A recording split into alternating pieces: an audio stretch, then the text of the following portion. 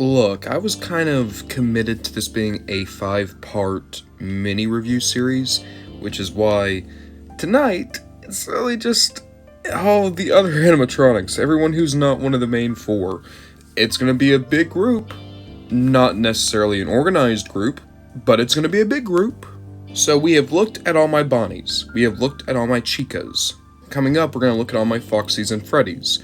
But for today, we're just looking at every animatronic or every Five Nights figure I own that isn't one of those main 4. And for anyone curious where any Springtrap or William Afton figures are, I put that in the Bonnie review because of course the Springtrap costume is a Spring Bonnie costume.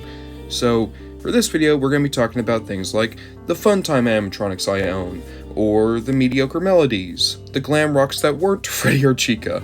It's going to be a little bit more of a grab bag. There's some good figures here. There's some bad figures here, but I think it's going to be fun overall.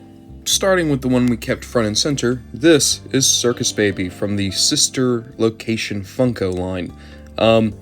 I really enjoy Baby, right?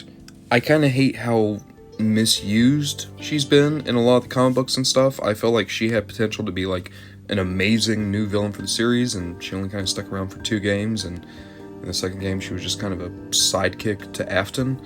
It's unfortunate. But I really do like this original Circus Baby figure.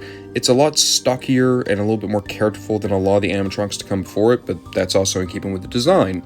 The Funtimes really were kind of the genesis for the more glam rock oriented streamlined designs we'd see later in the series. Circus Baby looks fine. She was not my favorite of those designs. I do think it was captured really well in this figure. But even with that, I don't really love Baby's design. There's just something about it that I've always thought was off. Something about the hair, weirdly enough. It looks like she has a bowl cut. Also, unfortunately, I bought this figure. It came through the mail with a broken elbow, so it's been glued in place. But even with that, I'm happy to have this figure at the very least. But this baby, the Scrap Baby Build-A-Figure from the Pizzeria Simulator line, this is amazing. This is more what I would have wanted from this type of character in terms of design. And just look at this. All the mismatched parts, the paint job. I even love parts of the design like, scissor hands are kind of goofy. But the fact that they have roller skates, the fact that they tied their head together and made it look like a tiara up here. If you're wanting to make this kind of evil doll kind of animatronic, really characterize her as being like the creepy little girl aesthetic, this is so much more the way I think you should go. Making her have more of what is clearly supposed to be a ballerina tutu. The roller skates, the hair, even the pigtails look a little bit more colorful and a little bit more creepy because you have all the metal running through them as well. It's also, this figure is a lot larger than most Funko figures. Pulling in the original Baby, you can see she stands almost a full head taller. Proportions are a lot thinner, and that all works. It is very accurate to the design. This is the only Funko Build-A-Figure I own, and though I don't have the others, I definitely think this is the best one they ever did. It's just a spectacular looking Build-A-Figure. I wish it was easier to come by because, in all honesty, out of every figure we talk about today, this one has to be my favorite. The only other Funtime animatronic I have in this video is Ballora. Now, Ballora is pretty cool because of the foot design. Funko actually molded her to always be on her base here. And I do like her. She has the usual articulation points, but because of how much thinner her limbs are, she's actually a good bit more articulated, or at least a lot more posable than a lot of the other figures. The only issue is that her joints pop out of place even easier. Alongside that, the details were captured very well. I think the head sculpt is incredibly solid. Allow me to move some light over here. And I think overall, Ballora is one of the better Funtime animatronics, though I do still think that Foxy and Freddy probably beat her out just by a hair. We'll move on to the mediocre melodies now, and the mediocre melodies are pretty cool. I don't like Pigpatch though. Pigpatch stinks. The figure is cool enough, right? But what am I supposed to do with this? Orville, I love. I think the colors are perfect. The design is so fun. I love the little magician's wand. The top hat being a little bit taller than Freddy's gives a great sense of character. Orville is unbelievably solid. The only thing that could have made this figure better was if we did get that Mr. Hippo. But even still, I'm really happy we got Orville, and besides, there's a chance that this guy might be Henry Emily, so that's good enough to own him twice, right? Yeah, I also got the glow-in-the-dark Orville. I'm not big on the translucent plastic. In all honesty, I'm not big on how this figure looks at all. But when you turn the lights off, this figure is glow-in-the-dark, specifically the trunk, the belly, and the ears glow, and it just looks spectacular. It glows so well, mostly because the entire trunk is glow-in-the-dark plastic. So, for the gimmick alone, I think it's a cool figure, and if you just want the mold, it's a lot easier to get this guy than to get the normal Orville. But the normal Orville is a better figure, and if you get it in package, it will come with a scrap baby piece. So, overall, this is like the budget option, but a good one. Why is El Chip always given such good stuff? He has one of the best figures, one of the best plushies, and one of the best mystery minis. Look at this guy. He is so well made. Now granted, there's a lot of reused parts here, but not that many. He has a new head, he of course has his sombrero, he has his instrument, he has the beaver tail here in the back. There's the fact that this is a reference to Chipper from Chipper and Shun's Lumber Company. I like El Chip, right? They're a gag character. They're barely in the games. So why are they given such good figures every time? My friend Rubik's Cube, I joke with them a lot. Well, them and also Mad Eye. That I think that Scott Cawthon actually hates the fact that Chippers didn't take off and Five Nights did.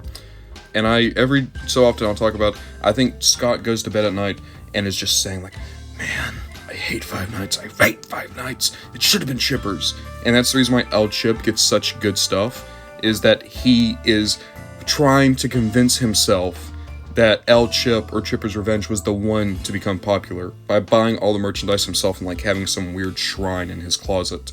That's my that's my reasoning. What is yours on how El Chip, a background character, gets a better figure than Monty? There's Monty. The Glamrocks were really rough. The proportions are wrong on all of them. They're so much stockier than they should be. The heads are so much bigger than they should be. The colors are wrong. I'm pretty sure Monty wears a vest, doesn't he? Well, that's not here. He does have a tail on the back there, it's fine, but overall, like, I wish the Glamrocks were better. They're my favorite group of animatronics aside from maybe the toys, and I hate that their figures didn't come out great. Their plushies didn't come out great. I mean, thank goodness the U2s are around, I guess, because at least those look cool. Yeah, it's even worse for Roxanne Wolf. So, Roxanne uses a remold of the Funtime Freddy torso. It looks really bad. You can see, like, the design elements of the costume are there. They just aren't right. They're just correct enough to be glaringly wrong. As for the head, once again, way too big, and it doesn't capture any of her personality. Same thing with Monty. At least the Freddy head sculpt at the end of the day kinda captures Glamrock Freddy's personality. I don't feel like Chica, Roxy, or Monty's head sculpts capture who they are as characters, and that's a big deal because these were kind of the first animatronics to have character. So, for those reasons, Roxy's always going to be a bit bitter, I am afraid, and I kind of wish that wasn't the case because, especially after Ruins, Roxy has a lot of character to admire, and she is a really interesting dynamic with the other characters within the Security Breach storyline, I guess. Our last Funko action figure is this, Vanessa. So, I've heard a lot of people really, like, dog on this Vanessa, this Vanny. And there's things that I totally agree. The head sculpt is wrong, the mask should be a lot flatter, and there should be more kind of like whiskers on the cheeks. But in terms of proportions, design, everything else, this Vanny is perfect. And also, her articulation works better than even Bellora's because the joints are stronger, and also she has the thinner proportions, and thus she's able to get into better pose, make more varied use of her articulation.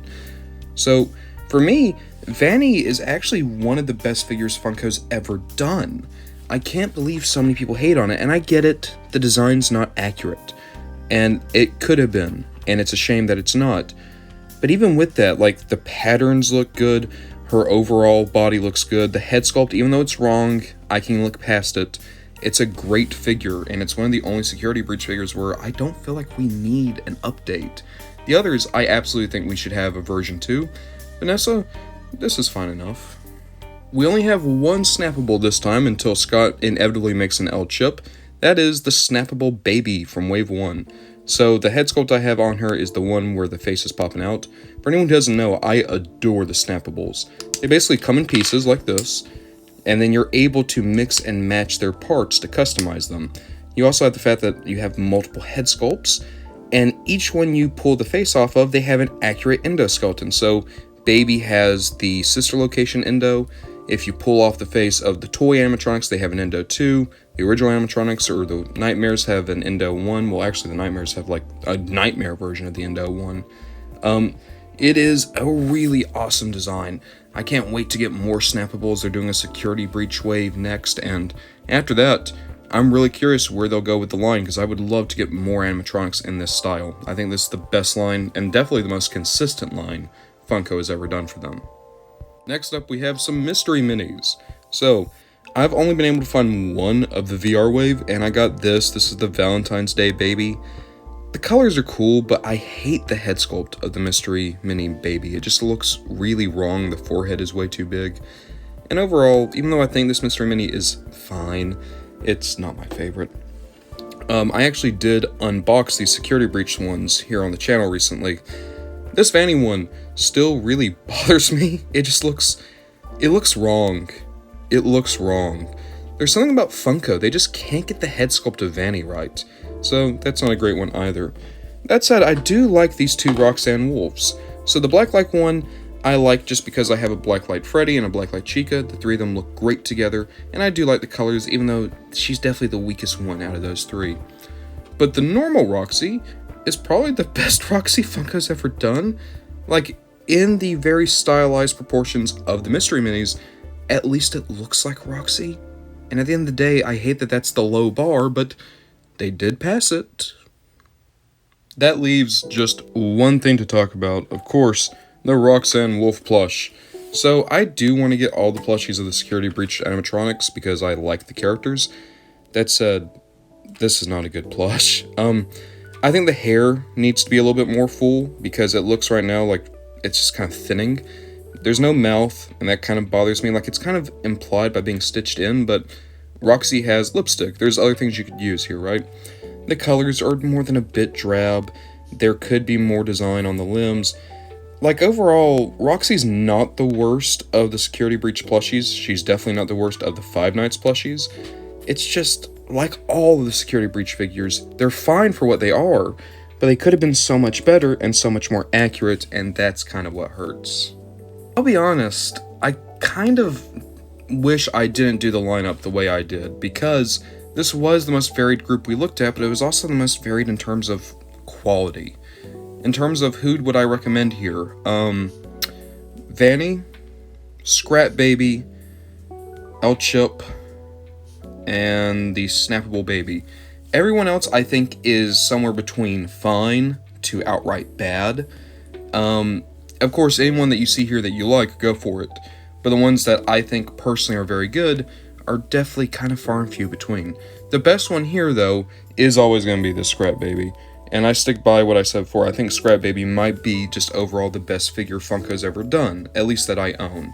So, with all that said, it was definitely more of a mixed bag than the other Five Nights videos. So, let's see if Foxy comes in and steals that bag.